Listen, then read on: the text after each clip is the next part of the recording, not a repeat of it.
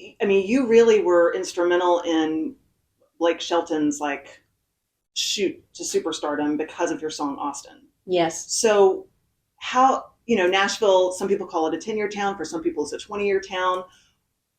How long did it take from when you first got here to that was your first like you have big and rich cuts, you have some major cuts. Was that kind of your first like real big? Yeah, yeah. Okay. Yeah. So and how long did that take and I guess what was that like?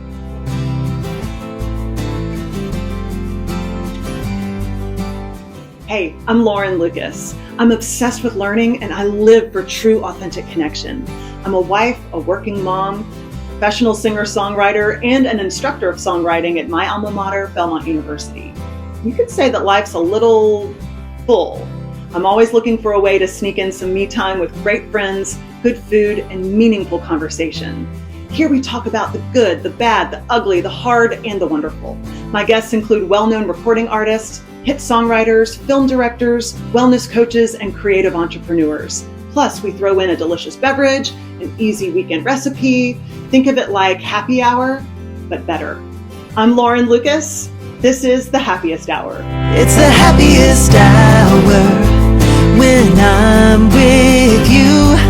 It's the happiest hour.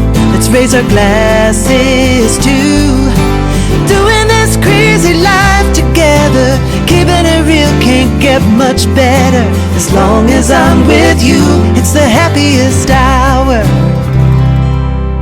Oh, a quick PS. My plan is to bring you a full season of the Happiest Hour. But let's be honest, as a busy working toddler mom, work-life balance, at least for me, can be a challenge sometimes. So I might skip a week here and there. Here's what that means. No matter how you enjoy the Happiest Hour, whether it's through the YouTube live video or through your favorite podcast app, make sure you hit the subscribe button and turn on notifications for the latest episode. That way, you won't miss a thing. Today, my guest is hit songwriter and inspiring human, Kirsti Manna. You have heard Kirsti's songs on the radio. She has written hits like Blake Shelton's Austin, Big and Rich's Loud. She is a course creator. She has her own creativity course called Spark Your Creativity, and she is a podcast host for Kirsti Cast. So without further ado, let's jump right in. All right. Cheers. Cheers. Salute. Salute. Okay. So tell us briefly, how did you find your way to Nashville? Wow.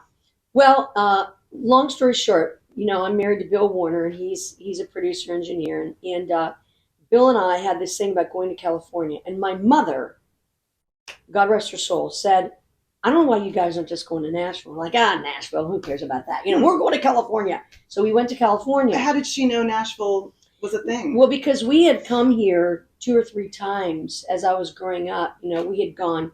I still love to say that I saw Minnie Pearl at the Grand Ole Opry, before she passed away. That's awesome. we had come to Nashville 2 or 3 times and passed through here, and other trips that we took. My parents always loved to travel in the United States, and so we did that a lot growing up. And so I don't know, we decided to go to California. I think I'm kind of a gypsy at heart, and I think for me it was kind of just like getting out of Ohio, going to do something really crazy. And I never viewed myself as having anything to do with country music, all my life. And this, when you would sing cover gigs, you sang all kind of music. Mm-hmm. And I was more attracted to jazz and the music that was, completely different than country. Yeah. So anyway, we went to California. It didn't work out. We really didn't like it. It wasn't what we wanted. So we came back to Ohio, and then we eventually moved to Nashville. Okay. Probably like in all that time spent, I'd say like 2 years later, year and a half, something like that. Okay. Yeah. Very good. And what were your first projects? What was it like when you first got here? Oh, well, Nashville's so different. It's really changed. Yes. But when we first got here, Bill and I got hired as a writing team. Okay. So we were hired by a publishing company called Circle of Friends Music, and it was actually 2 publishers that had their offices in the same space. Mm-hmm. And so we got hired as a team, and we had some cuts, cut with Patti Loveless, I forget some other artists, but then they never came to fruition. You know how that is. We got a cut. I love Patti Loveless. That's so awesome. You have Patti Loveless singing one Yeah. of your songs. Yeah. So that, but that didn't work out. But at any rate, so we wrote for this company, and then Bill got an offer to engineer at Reba McEntire's publishing company, Starstruck. And that's when it was, if anybody's from Nashville or remembers this, it's back when it was kind of like by the fairgrounds. Starstruck was in a building, you know, where the Mrs. Grissom's salad sign is. It was like in the shadow of that, so to speak. So he worked there, and he met Trisha Yearwood, and Garth, our publisher, was friends with Garth Brooks. And so he met a lot of really great demo singers, and he did that for a while. Then he decided he wanted to go freelance. Well, in the meantime, the plan was that I was just going to, you know, write songs. And we also got a gig, very sadly for this person, serendipitously, at the Opryland Hotel, because the guy that was singing there got kicked in the leg by his horse, and he couldn't perform. That's true.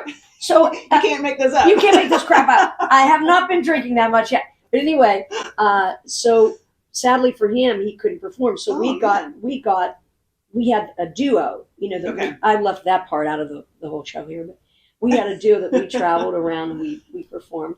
And so we got this gig there at the Opryland Hotel. We were there for a couple of years. It was really a nice paying job. Yeah. I mean, you know, we were kind of new to town. In the meantime, Bill's engineering, you know, and I'm just keeping my nose down, writing. And then we decided we didn't want to play cover gigs anymore because I got an offer. Well, we decided to stop doing that. And then I got an offer to play with Joylyn White, who at that time was on Columbia Records. Yes. So I went out on the road with her, and I was... Kirsti, I have known you... You didn't know this? Most of my life, and I don't think I knew that you played with Joylyn White. Oh my gosh. She is so great. And we had the best time. Oh, that's awesome. We had a really great band. You know, everybody we really jived musically and you know, as friends and stuff. So I played keys and sang backup with her. And for a while, I road managed her too. Okay. And I think, I don't know how long I was with her. You know, those kinds of time frames I've kind of lost in my mind. You know, it's like I just did it. And I don't know how long it was for. And so then when I left Joy, then, you know, I'm trying to encapsulate, maybe you don't want this much information, but then I kept performing. I went to Japan and performed over there for a couple of months with an all-girl country band. Okay, yeah. I know what that's like. And in the meantime, I'm just still writing. Okay, so let's skip ahead a little bit to, because writing is such a cornerstone of your career. Yeah. I mean, you really were instrumental in Blake Shelton's shoot to superstardom because of your song Austin. Yes. So how, you know, Nashville, some people call it a 10-year town, for some people it's a 20-year town. How long did it take from when you first got here to that was your first, you have big and rich cuts, you have some major cuts. Was that kind of your first real big? Yeah. Okay. Yeah. So, and how long did that take? And I guess, what was that like? What was that experience like in your life? That took, oh gosh, let's see. I don't know, probably 15 years. Yeah. You know, by the time, and don't forget too, part of when we lived in Nashville, we were on the road a little bit. We were going in and out of town. So I'd say the first year or so of Nashville, you know, we were doing that. And then when we got that Opryland Hotel gig, then we were kind of, you know, here all the time, because that's where the work was, you know.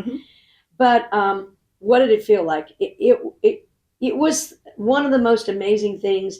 And I just always hope that every writer that's really, really serious, and you know what I mean by this, really dedicated and serious about making their art and their craft better, I really hope everybody gets to experience something like that, because it's the most amazing thing for me was, you know, that I always wanted to move people with my art.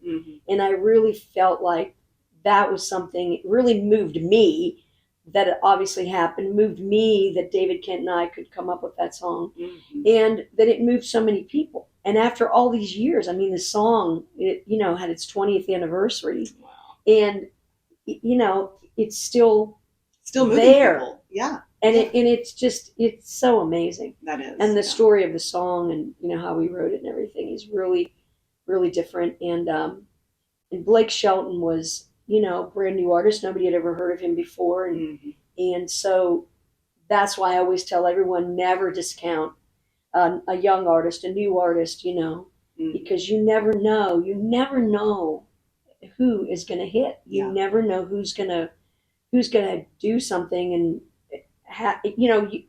when we're trying to pitch songs to artists, you know this, and you're an artist yourself, but you see that artist, and you have to look at everything that's around them, and you don't know who they might be connected with. And it's so important, I think, after all I've been through with bigger cuts, is you need to do research. You need to understand who you're pitching songs to. You need to understand that. Yeah. Yep, for sure. So what advice would you give to writers and artists who are, they're working hard, they've got their head down, they're doing it, they're working on their craft, they're networking, and it's been 10 years, it's been 15 years, it's been 20 years.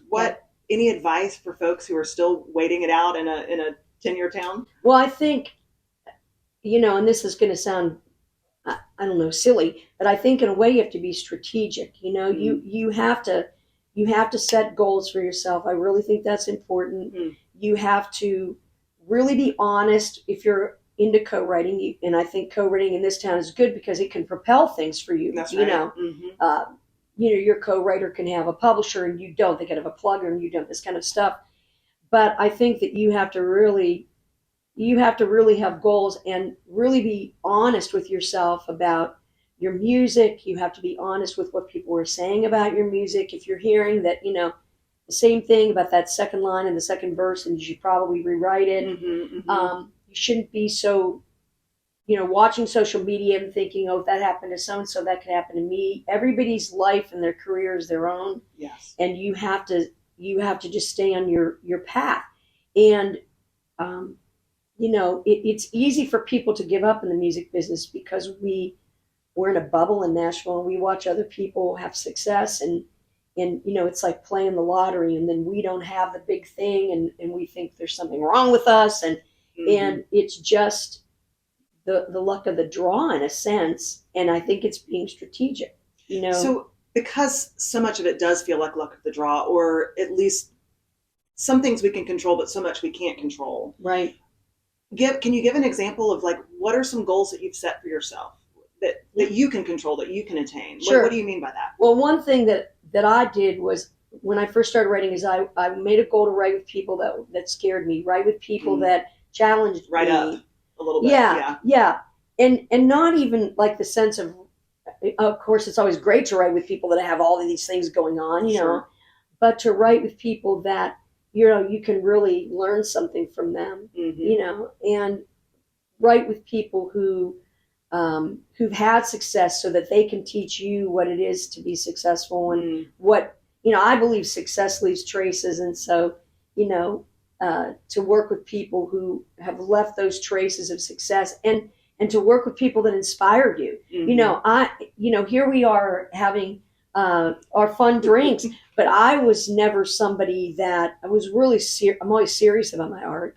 And I was never somebody that was, going to be happy with somebody that showed up an hour late because they were hungover or something like that. Right.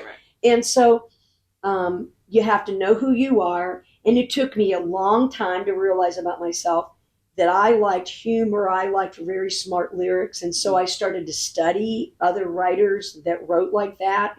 What did they do? How did they shorten or stretch a phrase? What were the rhymes like? Just all those, study. Yeah.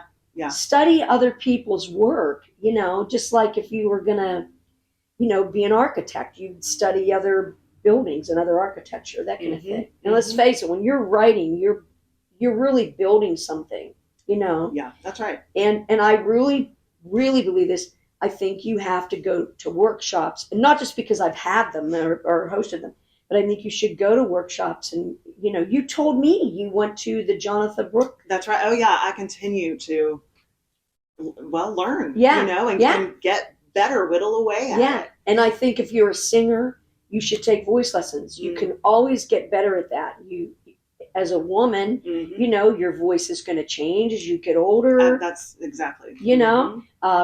You're a great guitar player, learn how to play your instrument better, learn two instruments. if you get an opportunity to go on the road and be a side person for another artist, do that. I mean, all these things aren't forever, but they can add up to a really big wall of amazingness, if you're willing to put in the work. Well, and there are things, at least in my experience, to what you're saying, I think songwriting and guitar playing for me have been the most valuable skills I've worked on. And they have afforded me gigs and ultimately jobs that I never would have, no one would have even considered me for certain gigs if I didn't know how to do those two things well. Right. And so sometimes even when you're going after the thing you think you really want, having that wall, as you say, can really open up a career path. Oh, it's unbelievable. And it's, and I've been here a long time, and you have too, and you can see, people that move forward, people that stay stagnant. And I really think some of it is luck, but the other thing too is work. Mm-hmm. You have to, it's like, when you went to college, and I went to college, when you go to college and you have to study, I got to go home and study, unless you've got some kind of a amazing mind that you can just look at a book one time and not forget all those answers to the test. So I really think it's just those simple things that it's like somebody's out there going, oh, I wanted it to be easier than that. No, I don't think it is. Yeah, no, that's right. No shortcuts. Yeah. So mentoring other women and young women has always been important to you. Love it. And you did the Songwriter Girl workshops, and you continue. You host your own podcast. You have the Shiro spotlight. Yeah. Why is that so important to you? Why has that been a big part of your life? It's a crazy thing. Where we first met was at you and I. When we first met was at the talent show. And I remember one time I was in there doing a workshop, and there was always a big flux of girls at those things, always are, and not as many guys. But as soon as the guys entered the room, the girls changed. They were, and I thought, okay, there's something to this. Okay. And I thought, you know what? I want to do my own event that's just for girls, because I want to give them an opportunity to be whoever they want to be. If they don't want to wear makeup, if they want to let it all hang out, where there are no guys, because then there's nothing that they have to compete with. It's just to compete with themselves. Yeah. And that was really one of the reasons I wanted to do it. And then because... That is so insightful. Sorry to interrupt you, but I did not realize that's where it came from. It was from that. And then because I had success, and I thought, well, I'm not going to hoard this. I mean, there's a lot of stuff I know, a lot of stuff I don't know, but things I learned in my career while I was trying to make things happen, and I could share this with people. And so I started doing that, and that's why I started doing Songwriter Girl Camp. And I really had some unbelievable experiences at camp with people that really had breakthroughs and that kind of thing. So I always felt like, and it's so funny because I studied acting, and his thing was always, you're in a safe place. Like when we were in the acting retreat, when we were in the, in our class, you're in a safe place. So you can do what you need to do. You can cry, you can laugh, you can be mad, you can question. And so I always wanted to create that for Songwriter Girl Camp, because that really helped me. So that's what I did. That's why I did it. I love that. I love that is why, just to get rid of that distraction and let young women be themselves. Yeah. And we can all of us Songwriter girls out there, we can all be that to anybody. We can mentor somebody for 5 minutes. We can mentor somebody for 2 years, whatever it is. Because everybody out there that's trying to be creative, and I think every person in the world is a creative being, and some people like us are lucky and we figure out what that thing is, and then we can even maybe make a living from it. Right. Some people don't get to do that. Yep. But I think that everybody needs that help and recognition, because again, I can't judge any girl that came to Songwriter Girl Camp and say, well, she was a better writer and she's not, and she's wrong. Okay, that's a reality. But I wasn't there to judge. I was just there to give you a place to get this together and ask the questions and teach each other to not be catty and jealous and that kind of thing. And that's so important because I know in my life, when I was younger, it was almost like I compartmentalized my life, and everything, like music and my ambition to succeed, Right. was like above anything else. And it was like I wanted to be a great artist, and then kind of any other part of my life was secondary to me. Yeah, because because it takes so much to be a great artist. It does. But now I'm like, probably with some age and hopefully a little wisdom, I'm like, oh man, no, strive to be the best, a great human. Yes. And then, and then the great artistry will come Oh, from you that, know it. I mean, it was completely backwards. And so anyway, so I think that's great that you were fostering that. Well, thank you. And still are. And it's great to be a great human, I mean, it's great to try to be the best person you can be, because being a good person brings all these things, to you. You're a grateful person. You're kind. You're compassionate. All those kinds of things, and that teaches people a lot. Just watching you, the example of that. Yeah. Yeah. And it doesn't have to be about music, just music, but yeah. But music is such a healing thing, and I just think it's so cute to this day. I did adjunct stuff at Ball State for a couple semesters. And I have students, that I had out there, and they still call me, hey, I'm doing a show, or hey, will you listen to this song I just wrote? It's so cute. Awesome. And I love that. Well, so at the time of this filming, I haven't announced it yet. I'm actually announcing it this afternoon, but I've just joined Belmont as adjunct songwriter instructor. So I'm excited to maybe have those same experiences or similar experiences. Yeah, so. Just be out of the box with it, and you'll have a good time, because, everybody wants to be out of the box in their own way, and they're sometimes afraid to ask how to do that because they're in a university setting or something, and it has to be real collegiate. But just really giving people practical advice, you're going to be such a great asset there. Oh, thank you. You're welcome. Okay, so let's back up for a second. We started with you and Bill came to town together. You were already married, is that right? Yeah. Okay. So you still work a lot together. Oh, yeah. So you're together a lot. Yeah. You work together, you live together, you travel together. We argue together, yeah. So, and you've been together Okay, I gotta have a sip. Yeah, let's drink about this. Okay. So, here's to great husbands. That's right. We both have them. That's right. So, secret to success of a great long relationship, marriage. Any advice? It's simply this. It's all about the like. I really believe it's all about the like. When I've been married a lot longer than you, and a lot longer than probably most of the people watching this web series. But at any rate, I really think that you really have to like somebody, and you have to like, what they do, what they stand for. You have to like just who they are, because love, it changes, in a relationship. Careful. He already knows. I know.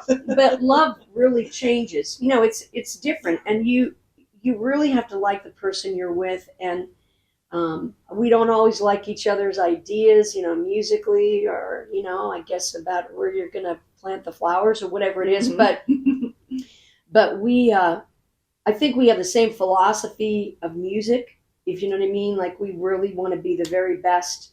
We don't want to settle. We hold each other's feet to the fire. Like, I'm writing some song. I don't know about that second verse, or that stuff's hard to take, from your spouse. Sure. But if you really respect somebody's opinion, then you're going to look at it twice. Yeah. And the same thing with Bill's working on a mix. I come in. What do you think? What is?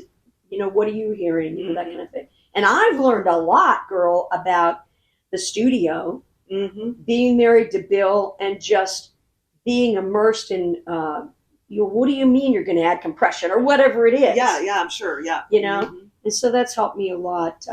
Is Bill a lyricist as well?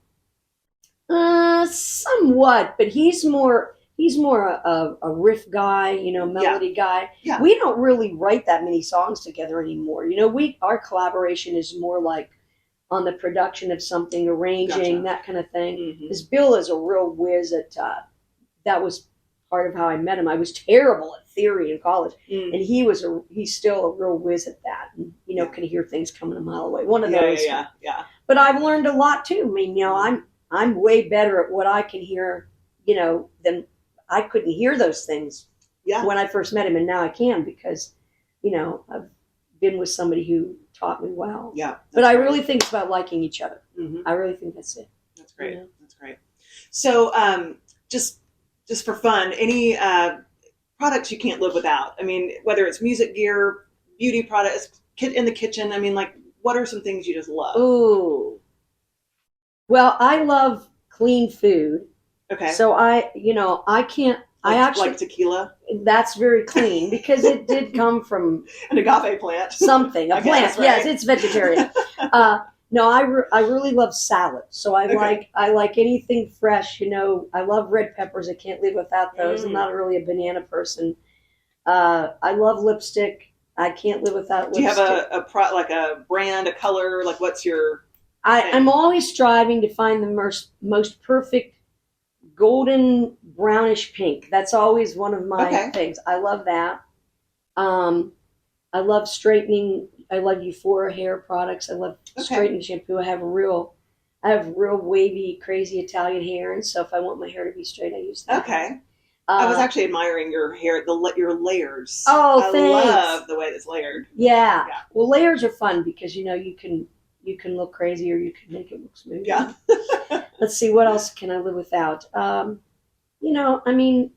Food for me is a big thing. I'm Italian. Yeah. That's great. But I love, like I said, I really like to cook, and so I always like to use real fresh stuff. Yeah. So that's a lot of fun. Nice. Okay, great. Yeah. Great. So we're from the ground up on this thing. Oh yeah. Very limes. My favorite fruit, watermelon. That's it. Yeah, hydration. I mean, we're doing good. We got it all going. So what's next for you in the next couple months into next year? What's coming up? Oh, let's see. Well, Bill and I are now running Lucky Sky Music, and so I'm VP and creative director. Bill's president, and so we have some new music coming out on Tori Martin, some co-writes with her, and so they're going to be releasing later in this month, in the month of September. Great.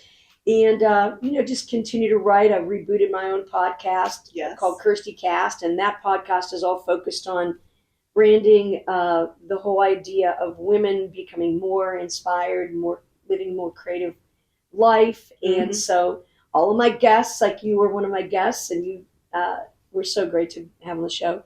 All of my guests are women, girls or women that are doing something entrepreneurial and creative with their life or in their career, and they can be inspiring to others. And so that's what that show was all about. It's great. I love listening to it, and I was so honored that you asked me to be a part of it. Thank you. It was a great time. It was really fun. And, and I say those things and it doesn't sound like a lot, but, everything in a creative life, I think, keeps you very busy if you're curious. Oh, yeah. Have the curiosita. And, you're always looking for something to inspire you. And that's what I always try to do. And I always seem like I have a lot of plates spinning, and that keeps me happy. I know a lot of people say, well, you can't really do very well or be successful if you don't just focus on one thing. But it's never really made me happy, and I kind of the things I'm interested in are interconnected, and I always try to keep them connected. Yeah.